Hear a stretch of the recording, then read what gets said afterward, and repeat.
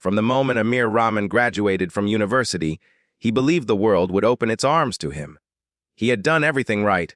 Top of his class, a degree in business administration, glowing recommendations from professors, and a portfolio of innovative projects that showcased his determination and creativity. Yet, reality proved crueler than he ever imagined. Every morning, Amir sat at his small desk in his family's apartment, meticulously tailoring cover letters and refining resumes. He applied to dozens of positions: marketing firms, financial institutions, tech startups, even entry-level assistant roles. Weeks passed, then months. The pattern became painfully familiar: enthusiastic application, polite email submission, and silence. At first, he blamed the economy, then his lack of experience. But after a while, the truth became impossible to ignore.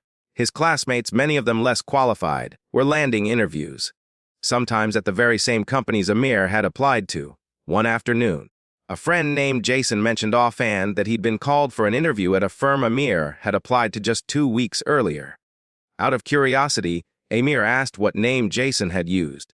Jason laughed. It was his own, of course. A simple, common name. Nothing ethnic, nothing foreign.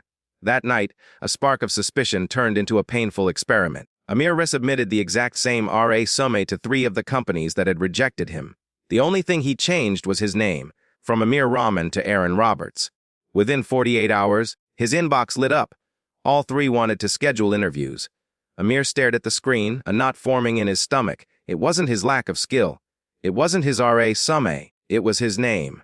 He sat in silence for a long time that night, the city lights flickering through his window.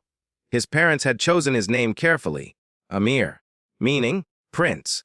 To them, it carried pride and tradition, a reminder of their roots and identity. But to the people reviewing his job applications, it carried something else: assumptions, prejudice, fear. Still, Amir went to those interviews using the false name. He performed flawlessly, impressing every panel he met. Yet every time they called him Aaron, something inside him twisted. The lie burned, but so did the truth, that his real identity, his heritage, had become a barrier in a world that claimed to value diversity.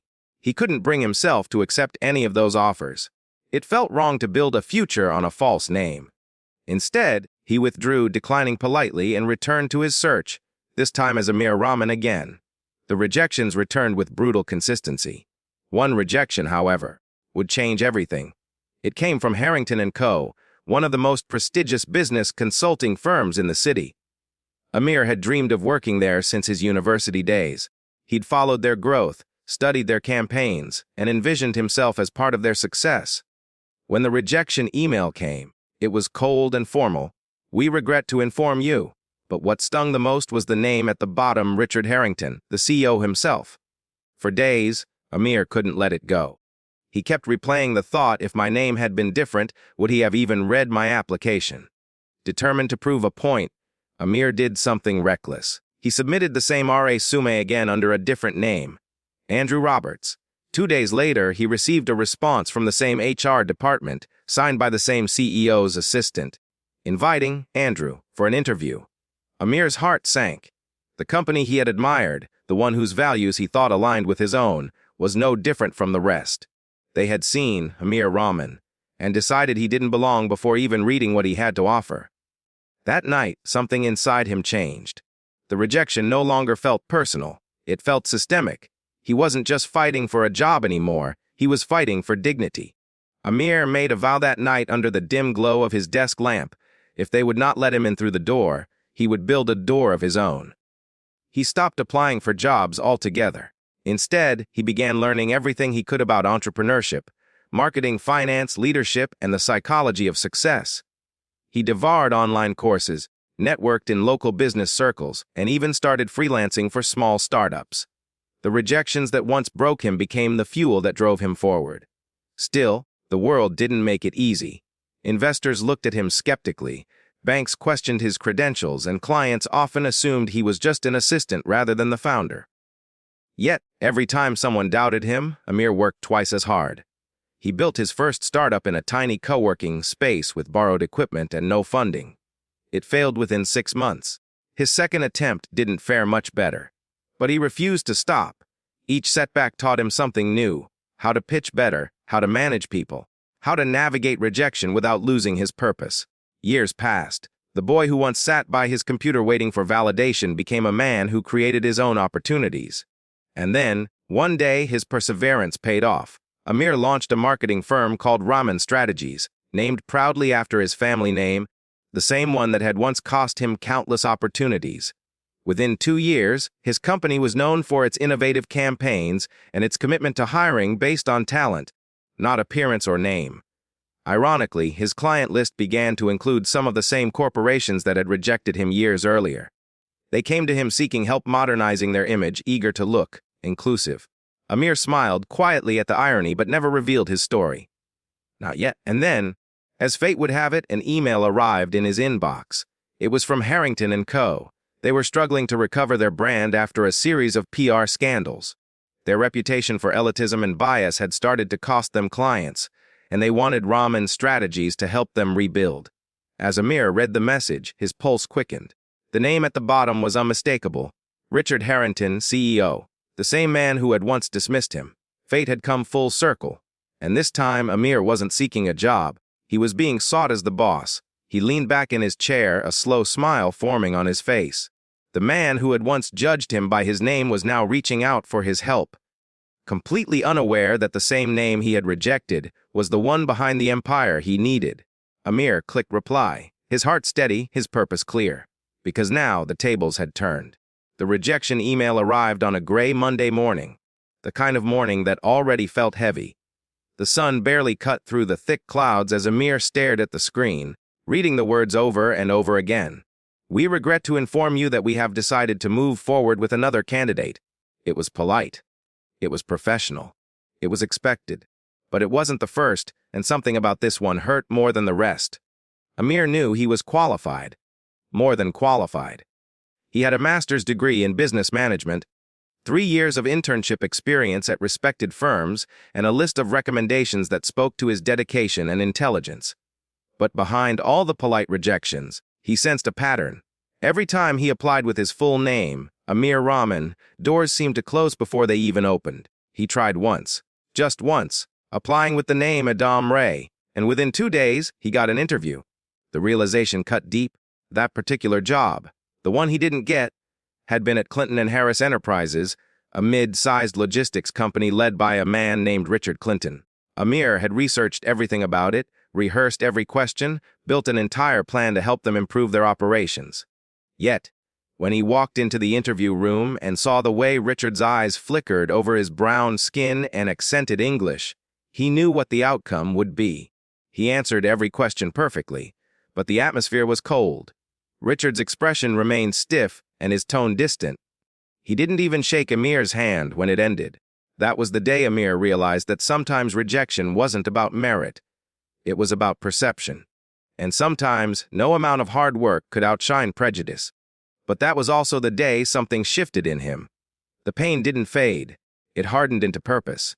He spent that evening sitting alone in his small apartment, his thoughts loud against the quiet room. Every failure, every condescending look, every whispered assumption about his name and identity replayed in his mind. He felt the weight of years of trying to fit into spaces that were never built for him. Yet, somewhere beneath that frustration, a thought began to grow. If people like Richard Clinton could decide who got opportunities and who didn't, maybe it was time for him to create his own. The next morning, Amir made a decision.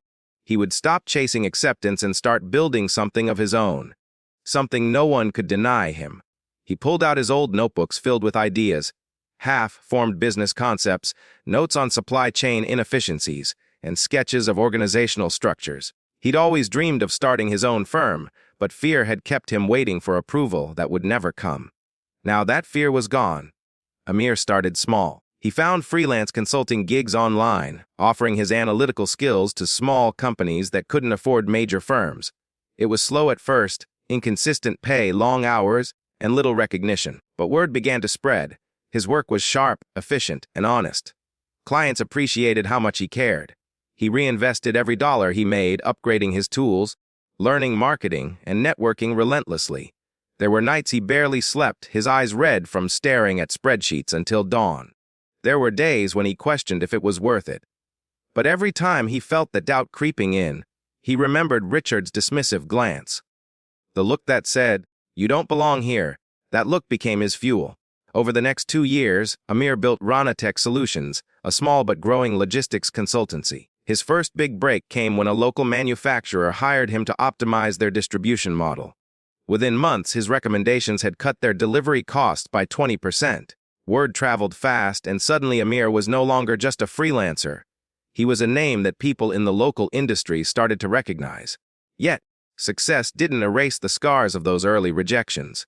Each new achievement carried a quiet echo of defiance. Every time he saw his name printed on a client contract, he thought of all the times that same name had been his barrier. By the third year, Ranatech had expanded into an office with a small but dedicated team. Amir hired carefully, prioritizing diversity and fairness. He gave opportunities to people who had faced the same barriers he once did. Immigrants, minorities, single parents, anyone overlooked by the corporate world. He built a culture of respect and belonging. But the past had a strange way of circling back. One morning, while reviewing new client inquiries, Amir's assistant walked in with a surprised expression. "You'll want to see this one?" she said, placing a printed proposal request on his desk. The letterhead was unmistakable: Clinton and Harris Enterprises. For a moment, Amir just stared at it. His mind flashed back to the interview room. The cold stare, the polite rejection, the handshake that never happened. It had been 4 years since that day, but the memory was still vivid. According to the proposal, Clinton and Harris was struggling with supply chain inefficiencies and needed urgent consultation. Their profits had dropped, and they were losing clients to newer, more efficient competitors. They were reaching out to Ranatech Solutions for help. Amir felt a mix of disbelief and poetic irony. The very company that had once rejected him because of who he was now needed his expertise to survive. He sat back in his chair, the edges of his lips curving into a subtle, knowing smile. The same name, Amir Rahman, now carried weight. The same credentials that had been dismissed were now sought after.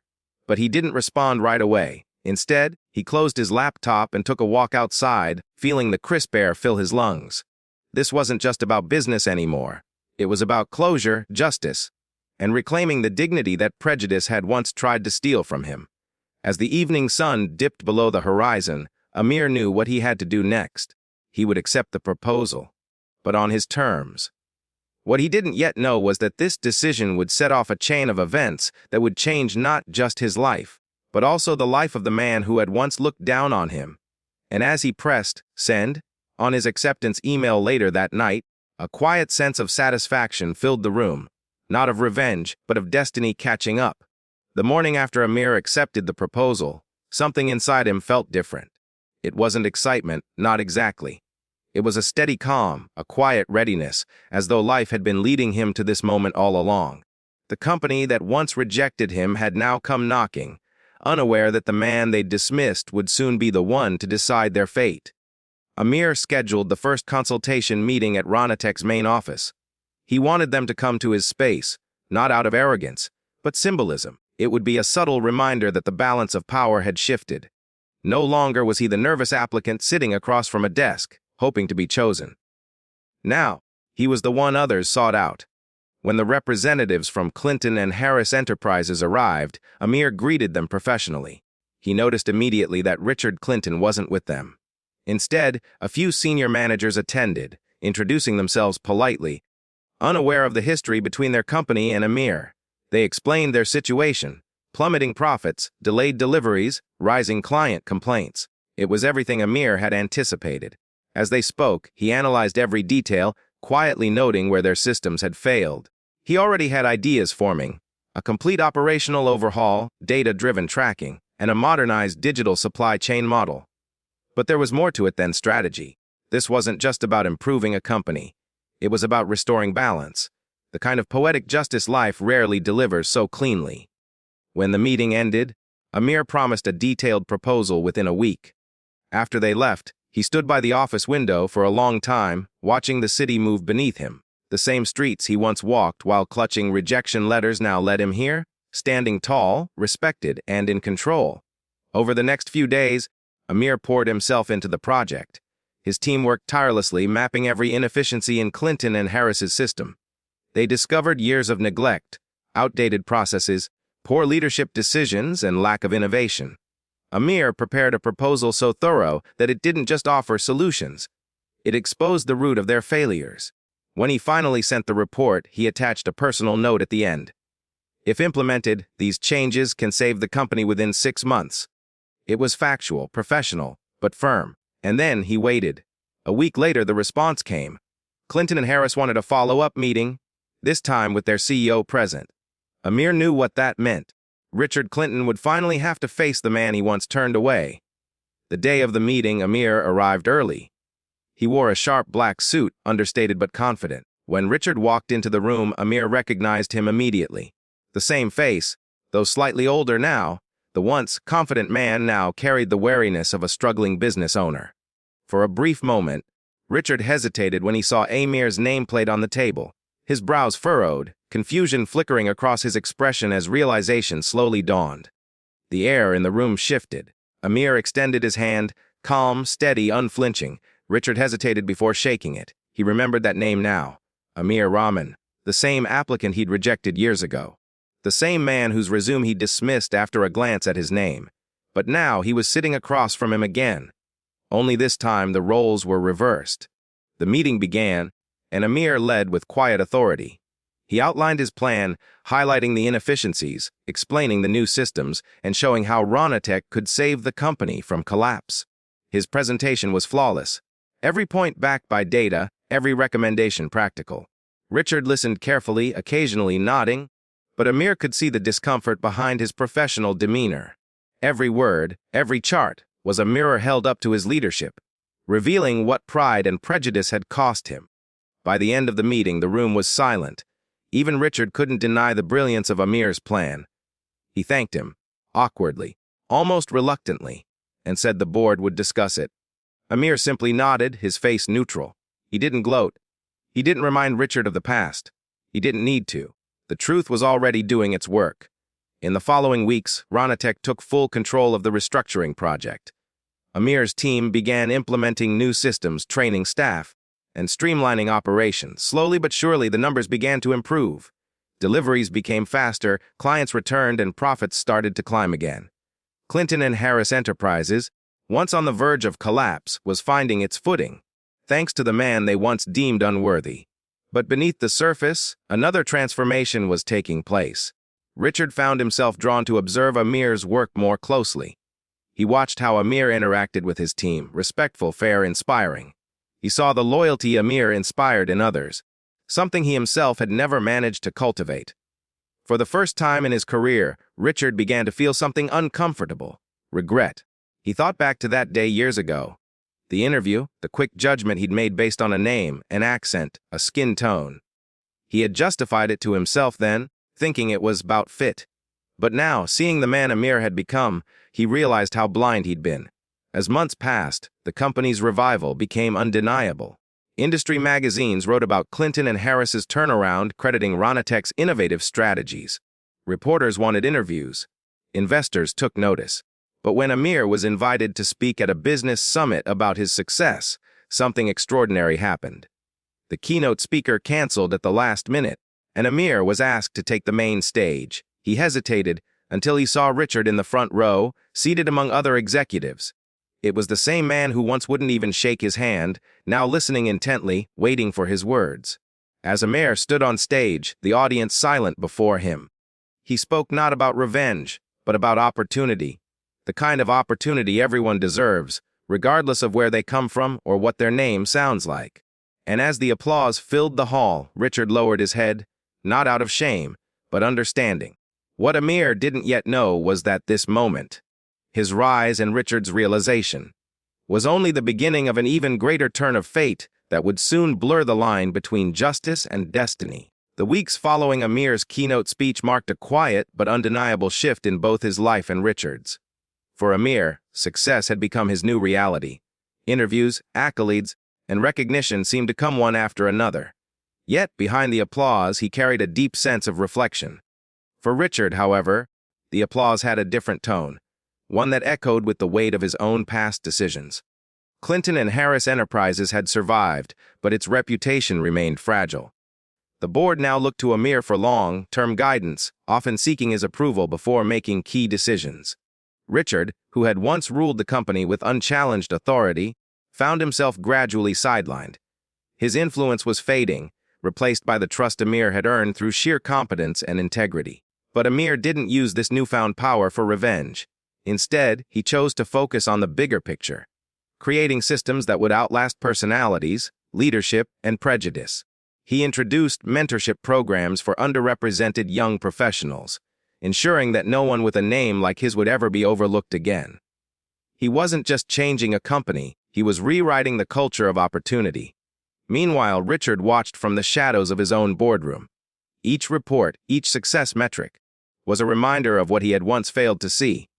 He began to question himself, not just as a businessman, but as a person. The arrogance that once guided his every decision began to erode. In its place grew something unfamiliar: humility. Late at night, Richard would sit alone in his office, staring at the framed awards on the wall. They no longer filled him with pride. Instead, they whispered a cruel truth: that the man who had once thought himself superior had been outclassed by the very person he had dismissed. The irony was poetic, almost cruel in its precision, but fate wasn't done weaving its pattern yet. Months later, Amir received a confidential letter from the Clinton and Harris board. The message was direct. They wanted him to join as a senior executive, overseeing operations permanently. His leadership had saved the company, and the board wanted to make the partnership official. Amir was stunned.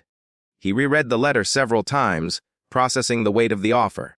This was more than a business move. It was the ultimate reversal of fortune. The same company that had once rejected him now wanted him to help lead it. He accepted, but on one condition: the company would commit to diversity and equal opportunity initiatives, not as a gesture of apology but as a matter of principle. The board agreed unanimously. The news spread like wildfire. Headlines called it the most inspiring turnaround of the decade.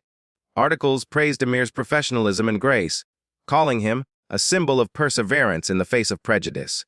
Even television networks invited him for interviews, eager to showcase the story of the man who rose above discrimination to lead those who had once turned him away. Richard watched the media coverage in silence. He was still the company's CEO, but everyone knew the power dynamics had changed. The spotlight no longer belonged to him. It belonged to Amir. As the months passed, tension quietly grew between them. Richard tried to maintain control, but each decision Amir made further solidified his influence. His strategies worked flawlessly, profits soared, and employee morale reached record highs. The company had never been stronger, yet Richard felt more isolated than ever. He began to drink more, staying late in the office long after everyone else had gone home. Some nights, he'd stare out the window and wonder how different things might have been if he had given Amir a chance all those years ago. But time doesn't offer rewinds, only lessons. Then came the day that would change everything. During a quarterly review meeting, the board proposed a merger that would expand the company internationally. It was Amir's idea, one that promised massive growth but required new leadership to execute. The room was filled with tension as the board began voting. When the final tally came in, the decision was unanimous: the merger would proceed, but only under Amir's direction. Richard sat frozen. He understood immediately what this meant. The board wanted Amir to lead the new venture, effectively making him the new CEO. The man he had once dismissed because of his name would now replace him. There was silence as the board members exchanged glances. Richard cleared his throat, forcing composure, and congratulated Amir in a strained voice. But inside, he felt the walls closing in. Every choice he had ever made, every assumption, every bias, had led to this exact moment. When the meeting ended, Richard walked out without a word. He didn't return to the office the next day, nor the day after. Eventually, a formal announcement was made: Richard Clinton had resigned from his position as CEO, citing personal reasons. The same week, Amir was officially appointed as the new Chief Executive Officer of Clinton and Harris Enterprises, the first CEO of color in the company's history. The moment he took the stage for his inauguration, cameras flashed and applause thundered. His family, his colleagues, his mentors, everyone who had stood by him through the pain of rejection, watched with pride. But Amir wasn't thinking of the fame, the power, or even the victory. As he stood at the podium, his eyes caught a familiar face at the back of the room. Richard had come, standing quietly, unnoticed by most. Their eyes met briefly. There was no anger between them, only understanding. For the first time, Amir saw not the man who had wronged him, but a reflection of what change looked like when truth finally wins. The applause filled the room, cameras kept flashing, but deep inside, Amir knew this story wasn't over. Because success alone wasn't the real ending. Forgiveness was. Years had passed since that fateful rejection email. The one that began it all. The one that told Amir Khan, in corporate politeness, that other candidates were a better fit. A thinly veiled refusal born not from lack of skill, but from a name that didn't sound right. A name that carried history, culture, and identity, but apparently not the kind that deserved a chance. Now, Amir sat in the high-rise office of his own company, Khan Innovations. The same skyline stretched before him, but everything had changed. The glass towers that once represented untouchable success now reflected his own reflection. Steady, powerful, and unbroken. The years of struggle had carved out a man of discipline, empathy, and resolve. But beneath his calm exterior, a silent storm still brewed. A storm of memory of every door slammed in his face, of every sneer at his name. His company had just been shortlisted to acquire a struggling tech firm, a once prominent startup now gasping for survival. Its name Brighton Dynamics. The irony hit Amir like a shockwave. That was the company. The one where he'd been rejected. The one run by Richard Brighton, the man who'd refused to hire him because of his name. He stared at the name on the proposal, frozen in thought. Life had circled back, poetic, merciless, perfect. Fate was offering him the very stage where his humiliation began. But this time, the script was his to write. Memories flooded back. The interviews that went nowhere, the fake smiles, the condescending tones, the quiet whispers when he entered a room. He's not from here.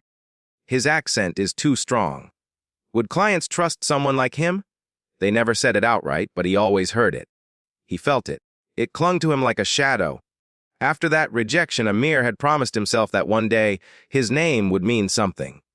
Not because it sounded Western, not because it was palatable, but because it was his. And now his name was on the lips of every major investor in the country. As Amir reviewed the acquisition papers, his assistant walked in. A young intern named Aisha. She reminded him of himself when he started.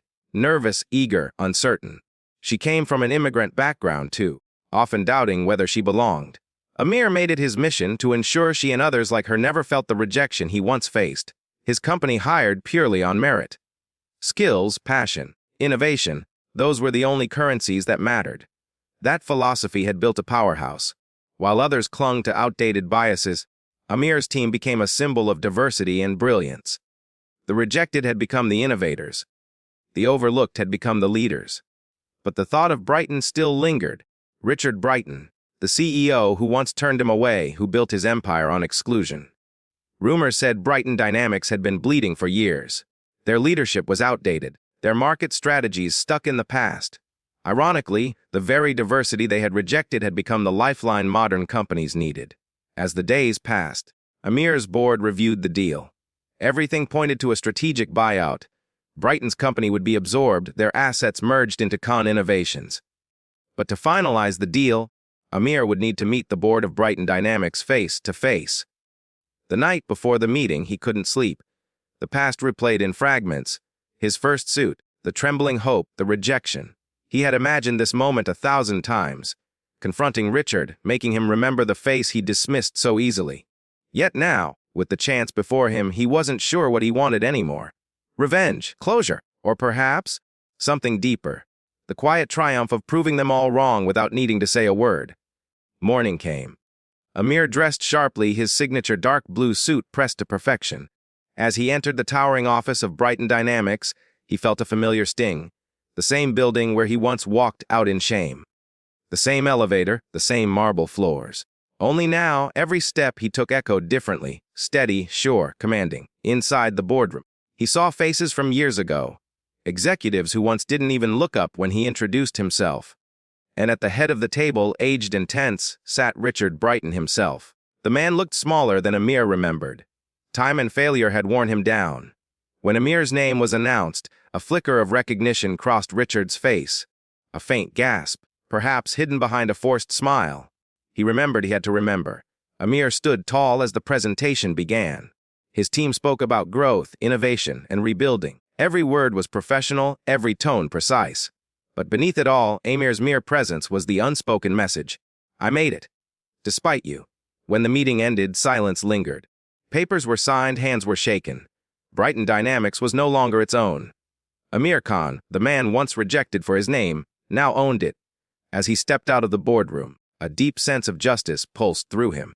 Not the loud kind, not the vengeful kind, but the kind that whispers they can't ignore you anymore. Yet, as Amir walked down that familiar hallway, he felt something unexpected: pity for Richard. For all the people like him who had built their walls so high they never saw the humanity in others. They had trapped themselves in their own prejudice, and now it had consumed them. That night, Amir stood by his office window once more, watching the city lights flicker like fireflies. He thought about his parents, their sacrifices, their struggles, their faith in him. He thought about every young person whose dreams had been crushed by bias, and he made a silent promise that his success wouldn't just be about proving people wrong. It would be about lifting others up. But deep down, he knew this wasn't over yet, because in the shadows of his victory, something unexpected was brewing, something that would test his strength and compassion in ways he never imagined. The story wasn't finished. Not yet. Years had passed since Amir first walked out of that glass-walled office with rejection still stinging in his chest. What once felt like humiliation had transformed into the fuel that built an empire. From a small startup operating out of his cramped apartment, he had grown his business into one of the fastest rising tech companies in the country. His company's name was now featured in national headlines. His innovation was being studied in business schools, and his leadership was admired even by those who once looked down on him. But the sweetest part of his journey was not fame or wealth. It was redemption. The story that had begun with rejection based on a name had now come full circle in a way neither Amir nor the man who had turned him away could have imagined. It started one Monday morning when his assistant entered his sleek, glass-paneled office holding a folder marked Acquisition Proposal. Amir had been reviewing dozens of offers as smaller companies now sought his investment or buyouts. But this one made him pause. The company name printed on the folder, Bright Edge Solutions, struck him with an unexpected chill. It was the same company that had once refused to hire him, the same name from the letter that told him he did not fit their company culture. For a few moments, Amir simply stared at the folder. The years between that moment and this one seemed to collapse. The humiliation, the silent nights of self-doubt, the grit that carried him through. Now, the company that didn't want him wanted him to save them. He opened the folder. The proposal inside was desperate. Bright Edge Solutions had been struggling for years, losing clients, facing lawsuits, and mismanaging projects. Their revenue had plummeted, and their investors were withdrawing. The once proud firm that had looked down on him was now drowning, and Amir's company was one of the few capable of buying it outright.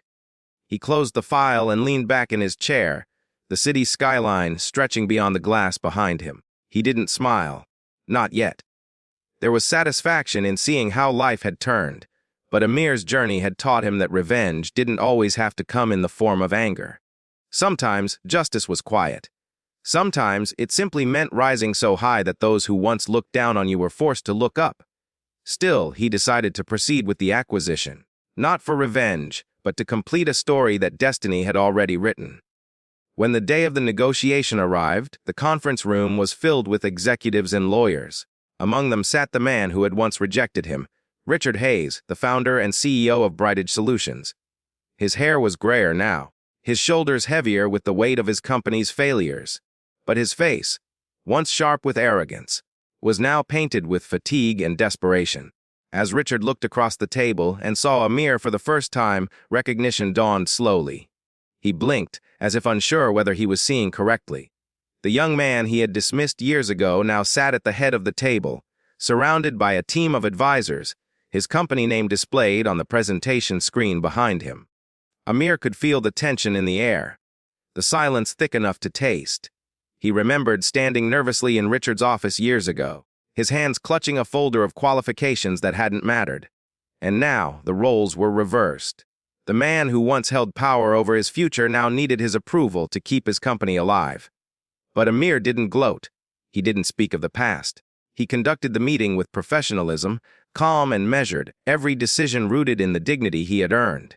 He listened, he negotiated, and when the final signatures were placed on the acquisition papers, Bright Edge Solutions officially became part of his company's expanding empire.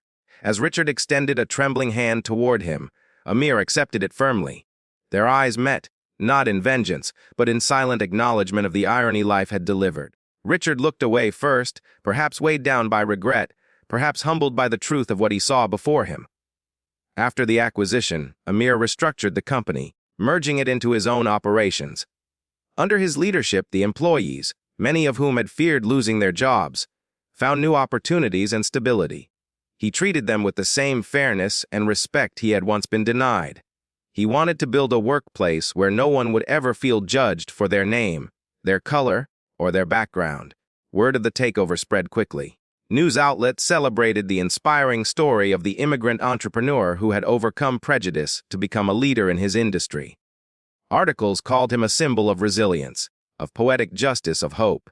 People who had once mocked his name now praised it, and the very sound of Amir Rahman became synonymous with integrity and success. But for Amir, the true victory wasn't in the headlines or the wealth.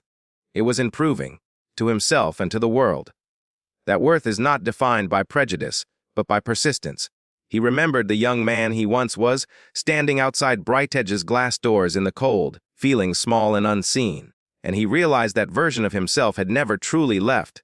It was his constant reminder of how far he'd come. One afternoon, Amir visited the old Bright Edge office before relocating its team to his headquarters. The building felt eerily familiar. The polished floors, the sterile walls, the faint echo of footsteps. He stood in the same hallway where years ago he had been escorted out after his interview. Only now the receptionist greeted him with respect, and the employees knew him as their new CEO. He walked past the office where Richard once sat and paused by the window, looking out over the city. The same city that had once seemed too vast for someone like him now stretched beneath his feet, full of possibilities he had created through perseverance. In that quiet moment, Amir realized something profound, that revenge was never his real goal. What he had always sought was respect, and he had earned it, not through bitterness, but through excellence. When he finally left the building, the sun was setting, casting long golden streaks across the sky. Amir smiled softly as he stepped into the light, knowing his story had come full circle. The world had once dismissed him because of his name. Now, that same name was engraved on the side of one of the most successful companies in the country, a beacon of hope for every person who had ever been underestimated. He didn't need to look back anymore. The past had already bowed to him. And somewhere, in the quiet hum of the city, destiny whispered the final truth of his journey. They had refused to hire him because of his name. But in the end, it was his name that everyone would remember.